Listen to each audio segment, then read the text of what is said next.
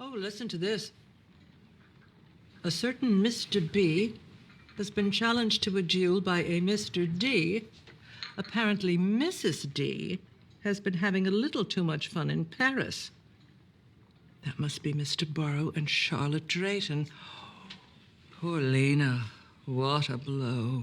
Mrs. Astor has weathered worse. But it's so public. She'll hate that. I'm sorry I'm late. I hope you weren't worried. I'm not worried, but I'm afraid I'm going alone. What's the matter?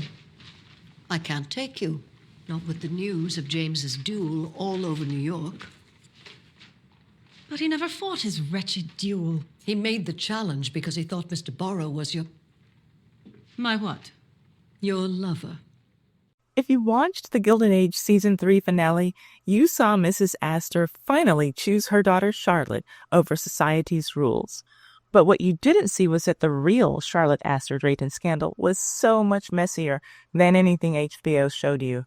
We're talking about a steamship chase across the Atlantic Ocean, disinheritance, a love triangle that had hundreds of people waiting at the New York docks to see if anyone got shot, and even an encounter with Typhoid Mary. I'm about to tell you the real story, and trust me, the truth is absolutely wild. Hello, Mystorians. Before we dive into this absolutely ridiculous story, hit that like button if you're ready for the most dramatic divorce scandal of the Gilded Age, and don't forget to subscribe because I have so many more historical scandals coming your way, and hit the notification bell so that you can know every time that I upload a new video for you. So, the Gilded Age Season 3 gave us one of the most emotionally devastating storylines yet. Charlotte Astor returns from Europe with her marriage falling apart, and by episode 4, newspapers were publishing thinly veiled stories about Mr. D challenging Mr. B to a duel.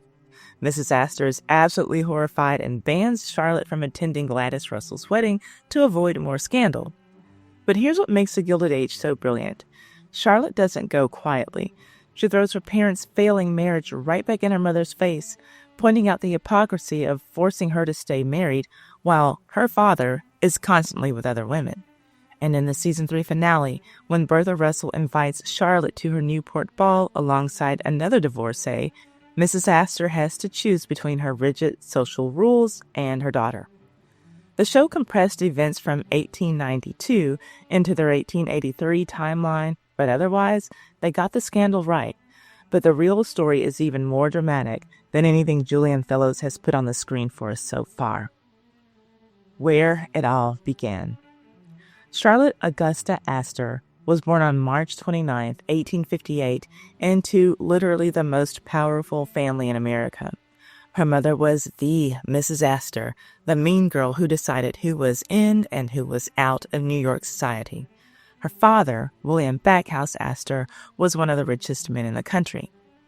On October 22, 1879, Charlotte married J. Coleman Drayton at her father's mansion on Fifth Avenue and 34th Street, where the Empire State Building stands today. The New York Herald described it as the social event of the season, with floral designs that were beyond elaborate. They included a lion's paw over the motto, Semper Fidelis, always faithful. Oh, the irony. Charlotte's dowry was insane. The annual income from $500,000, which is roughly $16 million in today's money, plus a Manhattan mansion at 374 Fifth Avenue. The couple also got an estate in Bernardsville, New Jersey, that they called Crowsfoot. The newspaper reported that her choice of husband was fully approved by her parents, and unalloyed happiness was predicted for the couple. J. Coleman Drayton was everything that Charlotte's type was supposed to marry. He was from a very prestigious Philadelphia family, had graduated from Princeton, and was a lawyer. The Herald noted that he was exceedingly quiet and unpretentious, and was never very fond of the gay world. Of course, in 1879, they were referring to all of the glitz and glam of society life when they wrote gay world, not men on film gay.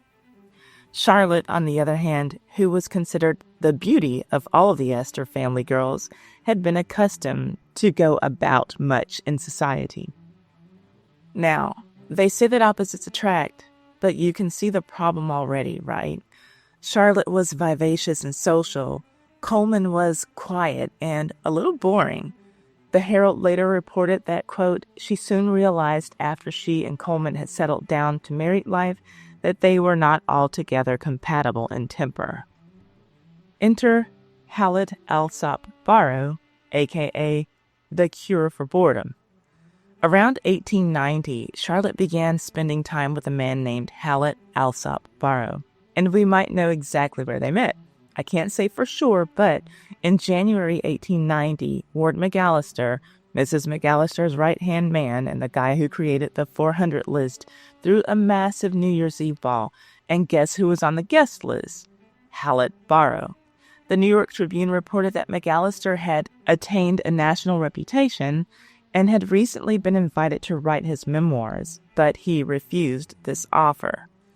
Hold that thought about McAllister turning down a book deal, because eventually he does write a book that destroys his career, and I have a whole video about that scandal that I'll link at the end in case you haven't already seen it. But back to Charlotte and Hallett. He was 6 years younger than she, and a handsome sportsman whose father was vice president of the Equitable Life Assurance Society. The Borrowe family owned an estate about 3/4 of a mile from Crowsfoot. Remember, the home that Charlotte shared with her husband. And this is where the gossip got juicy. According to neighbors and servants who later talked to the press, Hallett was a devoted admirer of Charlotte. People living at Bernardsville and Morristown observed the devotion the young man showed and naturally commented on it. The closeness between these two was, quote, extensively gossiped about by the servants employed by the families having country houses in the neighborhood, end quote. One person who spent many summers in the neighborhood told reporters, I have known Charlotte and Hallett to be together in the drawing room of the Bernardsville house long after midnight. This did not happen once or twice, but dozens of times, and always when Coleman, meaning her husband, was absent from home. That's bad enough for a married woman's reputation in the 1890s, but it gets even worse. Here's the really scandalous part. Coleman was very particular to avoid meeting Hallett in the house, and on one occasion, I remember he went upstairs to his room by way of one of the servants' staircase so as to avoid speaking to the young man. End quote. So, that's talking about Charlotte's husband on occasions that he was at home, going out of his way to avoid this younger man who clearly is up to something with his wife. But wait, there's more. The quote about him was that he was sometimes under the influence of liquor, and it was not unusual that his condition was such as to entirely unfit him for his duties. End quote. When this happened, and it was pretty frequent, Hallett would mount the box and with the servant alongside of him, drive Charlotte to her home. And this is a direct quote. This coachman, who had been employed by Coleman for about 6 years, openly boasted that Charlotte was afraid to discharge him as he was in possession of a secret which, if known to her husband, would cause the merriest of a row. So there, Charlotte's own employee, who was clearly not fit for his job, being a drunk driver and all, was basically blackmailing her and having her lover to do his job for him. Not a bad deal for the driver. It wasn't just at their Crow's Feet estate either. Another quote, it is said that Hallett's visits to Charlotte at her Fifth Avenue house were also always made when Coleman was away from home. In the winter of 1889, Coleman was seriously ill with typhoid fever and was confined to his Fifth Avenue house for several months. During Coleman's illness, while he was literally bedridden with typhoid, Hallett was a daily visitor at the house when Coleman was too sick to get out of bed, and Hallett took full advantage of Coleman's condition. He frequently lunched with Charlotte and drove about the country with her in her Victoria, but seldom, if ever, dined at the house, although he was on hand shortly after Coleman's dinner hour. And that's from an edition of the New York Herald. The situation reached a crisis point in late 1891. The newspapers reported that last November, Before Charlotte and her husband went to Europe for the last time, there were stories told in New York about Charlotte and Hallett, and it was said anew that Coleman had determined to leave his wife and take the children. Even though Charlotte was all over this other man, she didn't want her husband to leave, so she begged him to stay. But he didn't listen. He seemed to have had enough of being her cuckold, so he left her. He went to his hometown, Philadelphia, and he took all of their children with him, along with their nurse and governess, and you can bet that this caused some talk around town and in the papers. And you know who didn't like being a scandal in the papers? Charlotte's mother, Caroline Astor. So, quite naturally, Mrs. Astor intervened. She wanted the scandal to go away at all costs. So, a family conference was called, and at the urgent request of Mrs. Astor, Coleman took his family abroad. So here they were, in early 1892, the Draytons, J. Coleman and Charlotte, sailing for Europe with their children, hoping to reconcile away from the New York gossip. They rented a house at Wimbledon and spent most of their time in London, where Coleman made the St. James Club in Piccadilly his headquarters. And then came the moment that made this a scandal for the ages, the moment that proved that you can't outrun a scandal when you are the scandal. Guess who else just happened to be in London at the same time as the Draytons? Hallett Borrowe. He had also come to London in January and took up residence at the Hotel Victoria. And according to the New York Herald's big article that recapped this whole cheating scandal, quote, soon after his arrival, Coleman found Hallett and Charlotte lunching together at Midland Grand Hotel. According to Hallett's friends, Coleman came upon them accompanied by 2 detectives and said, "Ah, caught you again. When are you 2 going to bolt?" Then J. Coleman didn't cause much more of a scene right there. He left the room and started planning his next move, and his next move was wild. Coleman wrote an open letter that was published in London newspapers, publicly accusing Charlotte of having an affair and challenging Hallett to a duel with actual swords in Paris. The letter exchange between the 2 men is pretty fascinating. On February 1st, Coleman wrote from the St. James Club, "Sir, I wrote you a week ago, informing you I would be in Paris on the 27th or the 28th of January, and my address in case you wished to have an interview with me there.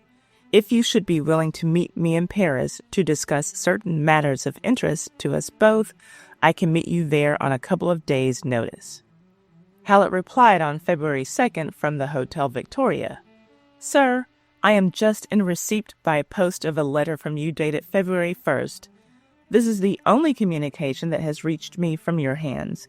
In reply to your discussion that I should be willing to meet you in Paris to discuss certain matters of interest to us both, I call to your attention the fact that, excepting for a brief period, I have been in almost daily contact with you for several years past, during which time every opportunity has been given you to present for my consideration any matter that I can imagine requiring discussion." Translation: Dude, we've been neighbors for years. If you had a problem, you could have said something. There's that. And clearly, Hallett is playing stupid, and Coleman wasn't having it. So Coleman pressed on. On February 3rd, he wrote, "Sir, your long letter of February 2nd arrived. You evidently perfectly understood why I wrote you. It is impossible either to explain the subject in a letter or in England. I gave you the choice of behaving once in your life like a gentleman, and you do not choose to accept it. Do you, or not, care to meet me in Paris for matters impossible to settle here? Yes or no? Your obedient servant, J. Coleman Drayton." Ooh, and you know that calling out a man for not being a gentleman in those times was a major insult, especially for men of their social class. So Hallett shot back on February 4th. "Dear Sir, notwithstanding the request in my letter of February 2nd for explicit reasons for an interview with you in Paris, you again, under date of the 3rd, send me an unsatisfactory but impertinent note, which you courageously entrust to an inoffensive boy commissionaire. I utterly repudiate any right upon your part to demand my presence in Paris or elsewhere, and I beg to state that for my own convenience, I purpose visiting Paris the latter part of next week. So Hallett was basically saying, you have no right to demand I come to Paris. However, I happen to be planning a trip to Paris next week for my own reasons, not because you told me to. You're not my dad, bro. You can't boss me around. But since I'll be there because I want to be, we can do whatever you want to do. So Coleman took Hallett upon it and challenged him to a formal duel in Paris. But they couldn't just show up at the Eiffel Tower with guns ablazing like some Western movie. This was Paris. They had to be civilized. They had to get approval from a Parisian layman's jury, which included two of France's most celebrated duelists, Aurélien Scholl and the Duc de Morny. It's almost like they needed a permit like you would need to close a street for a parade here in the States. And guess what? Coleman's approval, was denied by the jury. The jury ruled that Coleman's conduct in, quote, accepting money and the fact that he had been suspicious of his wife 5 years before he had challenged Hallett forfeited his right to ask for the satisfaction of a gentleman. Now, I know that you might be thinking, accepting money, what are you talking about, Ty? I didn't understand this part when I was doing the research either. This all unfolded as I learned about the jury decision, so let me rewind and explain this accepting money situation to you. The newspapers explained that friends of Hallett say that Coleman recently made charges against his wife to her parents, and that they agreed to pay him $5,000 a year and $15,000 a year for the children, who should remain under Charlotte's care, but that if she kept up her acquaintance with Hallett, the children and their $15,000 income should come under the charge of Coleman. So Coleman had basically tried to negotiate a payment plan with the Astors in exchange for not divorcing Charlotte. This shows you how desperately Caroline Astor wanted to avoid a divorce scandal touching her family. We already know that she detested divorce. This gives us a little more context to show just how much. At any rate, the French duelists found this dishonorable, so the duel was canceled. It's kind of ironic. J. Coleman Drayton thought that Hallett Borrowe wasn't a gentleman, but because of this money exchange, the French duelists, who in this case were the official arbiters of a gentleman's honor, thought that J. Coleman wasn't a gentleman. Which one of these guys is a true gentleman, in your opinion? Let me know in the comments. J. Coleman Drayton was sticking to his guns. He was a gentleman, and the one in the right, in his mind. The newspapers reported that, quote, Drayton has not hesitated among his friends to attribute Hallett's conduct to cowardice. But Hallett didn't seem particularly bothered by this accusation. After all, the jury was on his side. And with the duelists and a lot of the press on his side, Hallett had another stunt up his sleeve. After the canceled duel, J. Coleman decided to return to New York. On March 16, 1892, he bought passage on the White Star steamship Majestic, sailing from Liverpool. Now, Hallett had previously telegraphed to his friends in America that he would sail on the Majestic, but then he postponed his departure for a week. He learned only on Wednesday evening, after the Majestic had already sailed from Liverpool, that Coleman was on board. And here's where Hallett Borrowe gets super messy and proves that he's a bit of a drama queen. Fearing that people might think that he was afraid of Coleman, he made a snap decision. He took the Irish mail train at 8 p.m. Wednesday night and raced to Queenstown, Ireland, the Majestic's last stop before crossing the Atlantic. On Thursday, March 17th, when the Majestic arrived at Queenstown, Hallett Borrowe boarded the ship, deliberately trapping himself on a boat with his girlfriend's husband for a week-long Atlantic crossing. He brought backup, though. The newspapers reported that Hallett was accompanied by Henry Vane Milbank, whose reputation as a duelist was known throughout Europe. Milbank was one of Hallett's representatives from the Paris duel negotiations. So what happened during this incredibly awkward week-long voyage?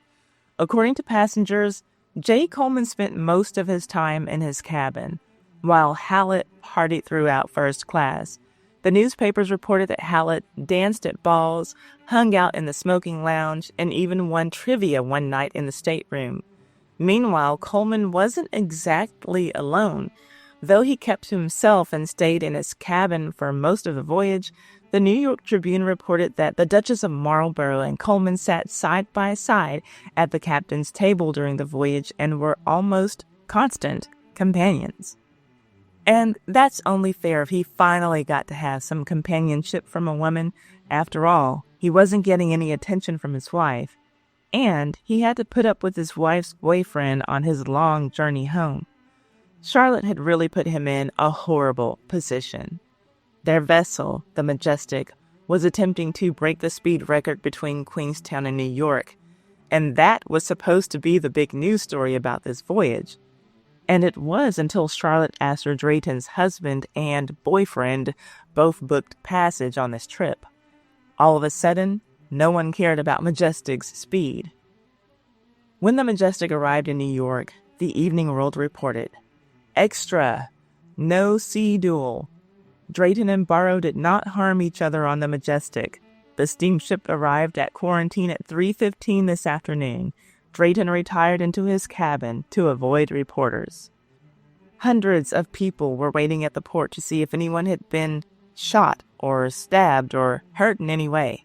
When asked about the drama between the two men, one passenger told reporters, "You amaze me. I knew both Coleman and Hallett by sight and saw them on the Majestic. It did not surprise me that they were not together. The surprise would have been if they had hobnobbed. No, we did not know about the duel. If we had, it would have made the trip more exciting." I love this guy. If he were alive today, he would definitely be one of us, a historian.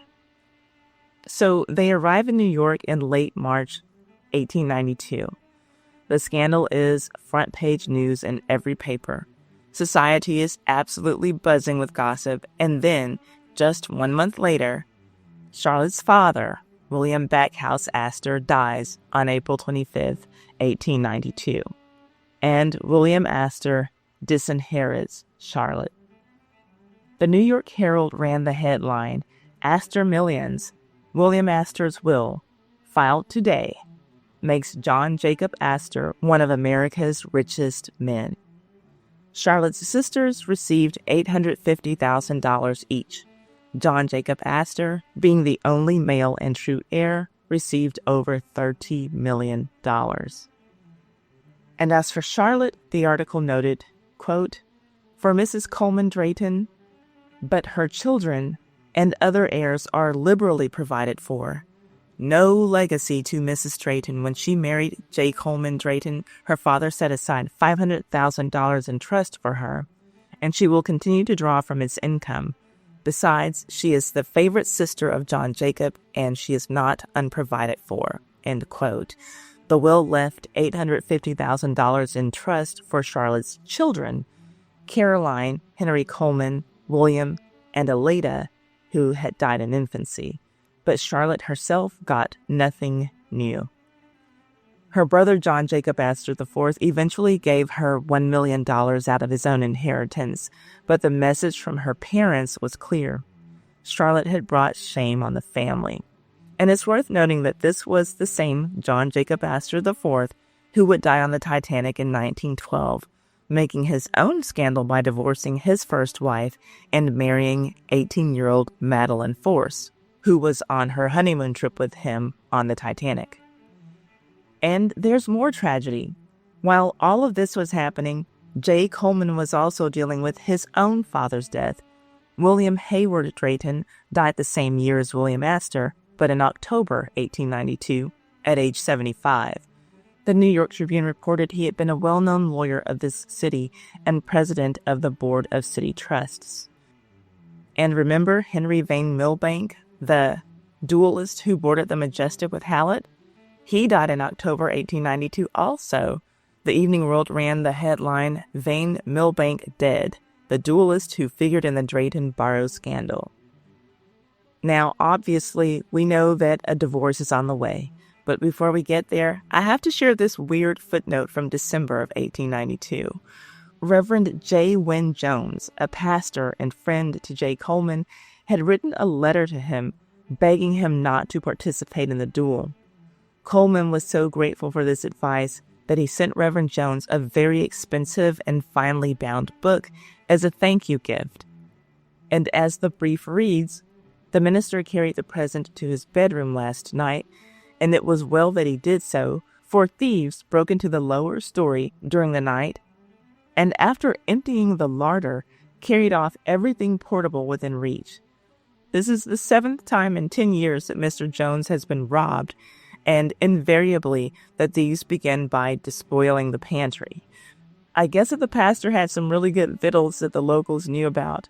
Now let's get to the nasty legal battles between this unhappy couple. When there are a lot of assets, there's a lot to fight over in a contentious divorce. For Charlotte and J. Coleman, there was a legal battle brewing over the children's inheritance.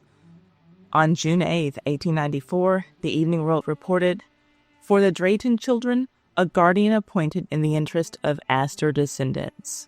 The article explained, lawyer John Nash was appointed today guardian ad litem of Caroline Astor Drayton, Henry Coleman Drayton, William Astor Drayton, and Alida Livingston Drayton, children of J. Coleman Drayton.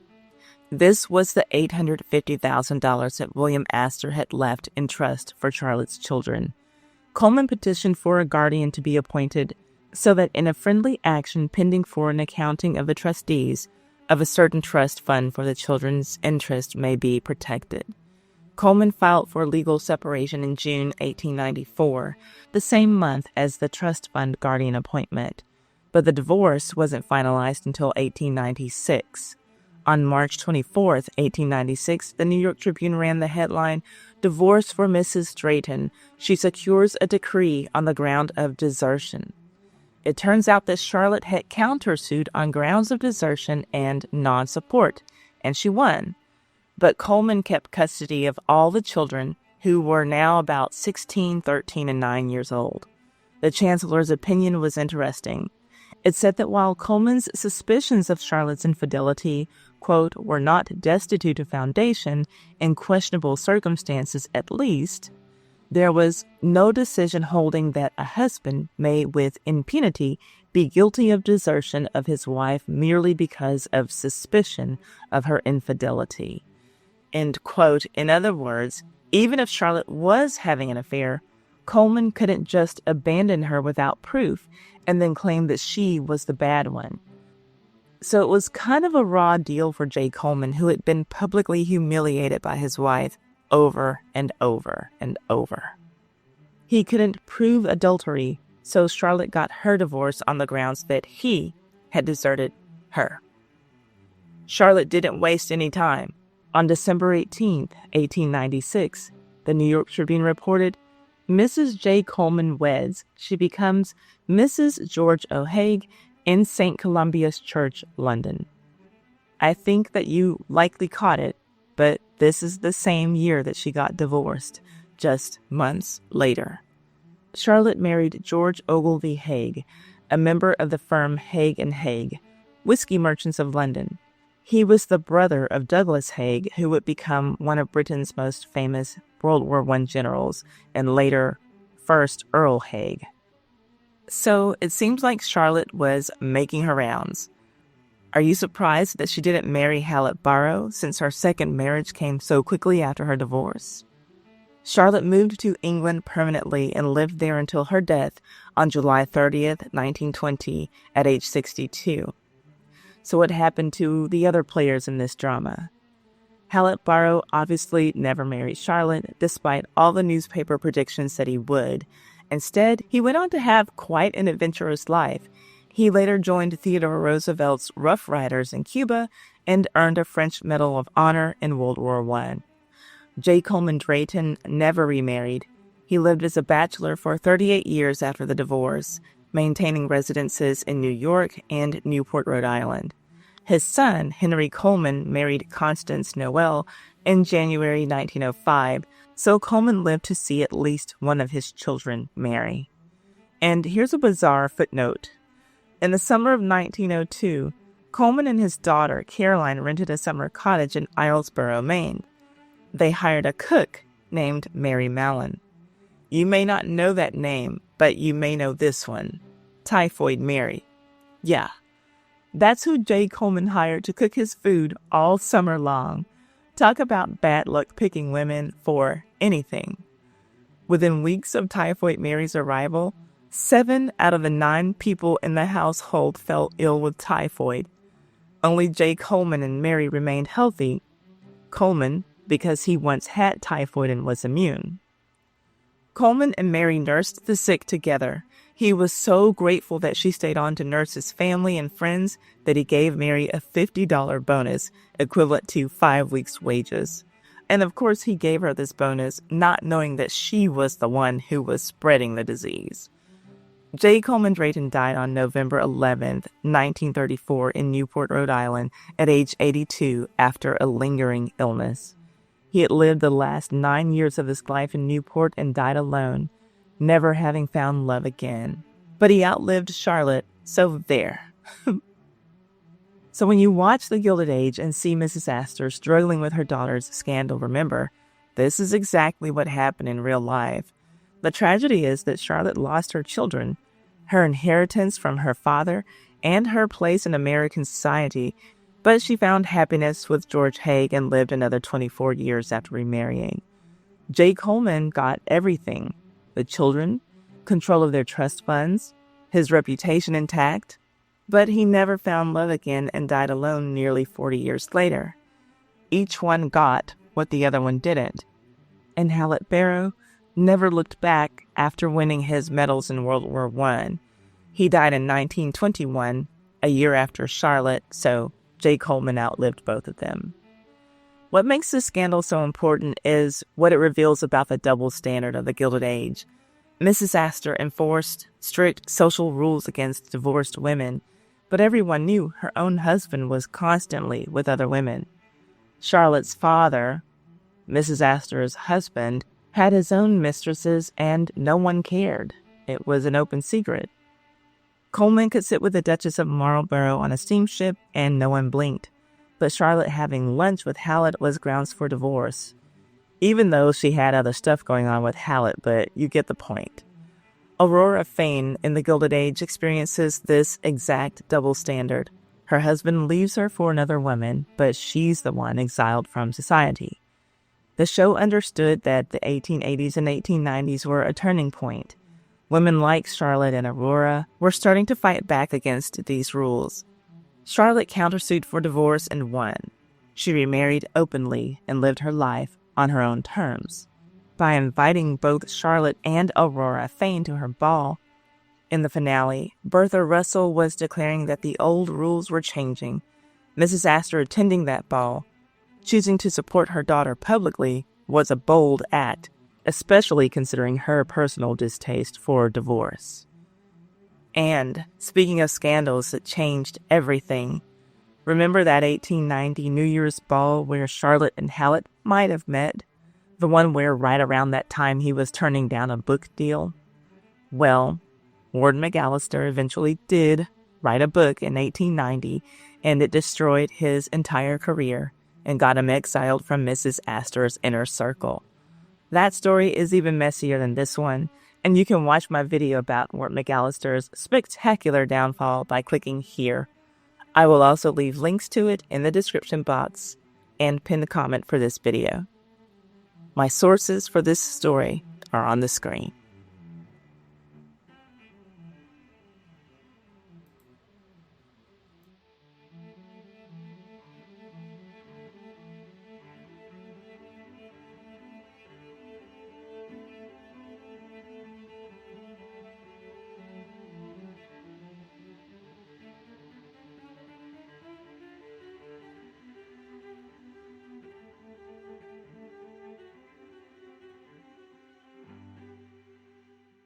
This video has been brought to you by me. Well, me and my new YouTube channel, Verified YouTube Guide. Are you just starting your YouTube journey and feeling overwhelmed? Don't worry, I've got you covered. My channel, Verified YouTube Guide, is your go-to resource for practical, step-by-step tips to grow and monetize your channel. It's literally follow-along video tutorials. I'm showing you the steps I took to get 180,000 subscribers on YouTube. So if you don't know how to do something, you can just copy my work one step at a time. From setting up your channel to showing you how you can earn money at any stage on YouTube. And I'm not just talking about YouTube ad revenue. If you have something important to say or a service to sell, start talking about it on YouTube now. Don't wait. Subscribe to Verified YouTube Guide today, and let's build your channel together. You don't have to figure this out alone. The link is in the description box. I'll see you there. I hope that you have enjoyed this tale so far. If you love these scandalous stories from history that make Ty's Hot Mess History a time capsule for the culture, hit subscribe and the notification bell so you never miss an upload. Give this video a thumbs up. It's free and helps a ton. Whether you're watching or listening, thank you for letting me be a part of your day.